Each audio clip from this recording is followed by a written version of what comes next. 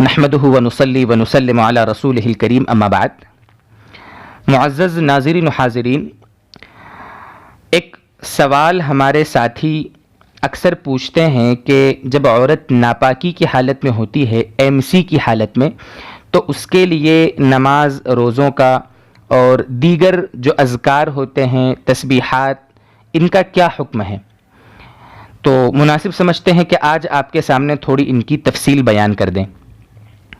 دیکھیے، سب سے پہلی بات تو یہ ہے کہ چونکہ ہم نے یہ جو کام شروع کیا ہے مسائل کا، یہ کافی اہم ہے اور مسائل کے سلسلے میں توجہ بہت ضروری ہوتی ہے۔ فضائل کی جو چیزیں ہوتی ہے اور جو بیانات ہوتے ہیں ان کا تو کوئی اتنا مسئلہ نہیں ہوتا، لیکن مسئلہ اور جو خاص طور سے مسائل کی بحث ہوتی ہے وہ زیادہ توجہ طلب ہوتی ہے۔ کبھی کبھی ہوتا ہے کہ غلط فہمی ہو جاتی ہے، مسئلہ کچھ کا کچھ ہو جاتا ہے، بیچ میں اگر کئی واسطے آ جائیں تو واسطوں کی وجہ سے بھی مسئلہ کچھ کا کچھ ہو جاتا ہے۔ اس لیے درخواست آپ سے یہ ہے کہ مسائل کو توجہ سے پورا سنا جائے۔ جو آج کا مسئلہ ہے وہ کافی اہم ہے اور اس میں کافی ہمارے ساتھی غلط فہمی کا بھی شکار ہیں، تو اس لیے ایک ایک جزئیے کو تھوڑا الگ الگ ہم وضاحت سے بیان کرتے ہیں آپ کے سامنے۔ سب سے پہلی بات تو یہ ہے کہ جب عورت MC کی حالت میں ہو، حیض کی حالت میں ہو یا نفاس کی حالت میں، جب بچہ پیدا ہوتا ہے اس کے بعد وہ ناپاک رہتی ہے کچھ دن تک، تو ان ناپاکی کے دنوں میں عورت کے لیے نماز معاف ہے۔ اس کو نماز ابھی بھی نہیں پڑھنا ہے اور بعد میں اس کی قضا بھی نہیں کرنا ہے، جتنی نمازیں بھی چھوٹیں گی وہ معاف ہے۔ البتہ جو روزوں کا مسئلہ ہے، روزے جتنے ناپاکی کے زمانے میں چھوٹیں گے بعد میں ان روزوں کی قضا کرنا ضروری ہے۔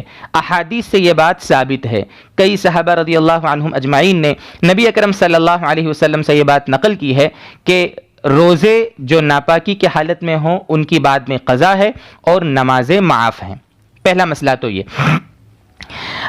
اسی طریقے سے قرآن کریم پڑھنے کے بارے میں تفصیل یہ ہے کہ ناپاکی کی حالت میں قرآن کریم پڑھنا، چاہے قرآن میں دیکھ کر ہو یا بغیر دیکھے جو صورتیں یاد ہوں ان کو بھی پڑھنا جائز نہیں ہے۔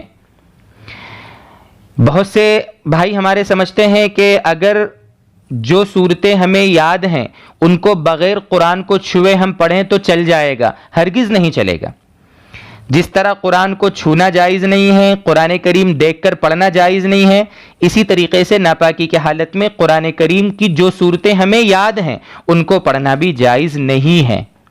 البتہ قرآن کریم کی کوئی ایسی آیت جس میں دعا کے معنی ہو، اگر دعا کی نیت سے یا اللہ کی تعریف کی نیت سے، ذکر کی نیت سے اگر کوئی عورت پڑھتی ہے تو وہ جائز ہے۔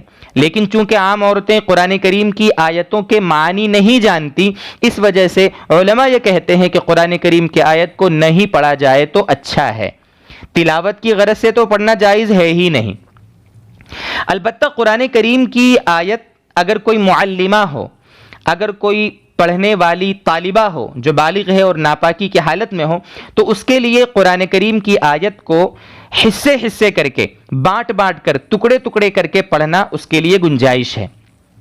جیسے الحمد للہ رب اس طرح ٹکڑے ٹکڑے پڑھ کے یعنی کر کے پڑھنے کی اس کے لیے گنجائش ہے، چونکہ ضرورت ہے، مجبوری ہے، وہ معلمہ ہے یا وہ کہیں پڑھنے جاتی ہے، طالبہ ہے، تو اس کے لیے اس کی گنجائش ہے۔ البتہ قرآن کریم کے سوا جو ذکر و اذکار ہیں، تسبیحات ہیں، تیسرا کلمہ ہے، چوتھا کلمہ ہے، کلمہ لا الہ الا اللہ ہے، استغفار ہے، درود شریف ہے، یا دیگر جو تسبیحات ہیں ان کو پڑھنا بالکل جائز ہے، کوئی حرج نہیں ہے، ان کو پڑھنے سے ثواب ملے گا۔ اسی طریقے سے جو دعائیں ہیں روزمرہ کی، استنجا جانے کی، کھانے کی، پینے کی، سونے کی، اٹھنے کی جو دعائیں ہیں، ان دعاؤں کو بھی پڑھنا چاہیے، ان کی ممانعت نہیں ہے۔ یہ کچھ موٹی موٹی باتیں تھیں جو ناپاکی کی حالت میں ذکر اذکار اور نماز وغیرہ کے بارے میں۔ مزید اس کے مسائل ضروری ہے کہ بغیر شرمائے بغیر جھجک کے ہم اپنے جن علماء سے ہماری دوستی ہے، جن مفتیان کرام سے ہم بے تکلف ہوں، ان سے بیٹھ کر ان کو سمجھیں. خاص طور سے یہ سمجھیں کہ ناپاکی کے دن کتنے ہوتے ہیں، پاکی کے دن کون سے شروع ہوتے ہیں، کب سے شروع ہوتے ہیں، کتنے دن حیض کے ہوتے ہیں، وغیرہ وغیرہ. ان مسائل کی ڈسکس بہت ضروری ہے. کہیں ایسا نہ ہو کہ عورت پاک ہو گئی ہو اور ہم اس کو ناپاک سمجھ رہے ہوں. ایسا بھی ہو جاتا ہے. کبھی ایسا ہوتا ہے کہ عورت ناپاک ہے اور ہم اس کو پاک سمجھ رہے ہوں.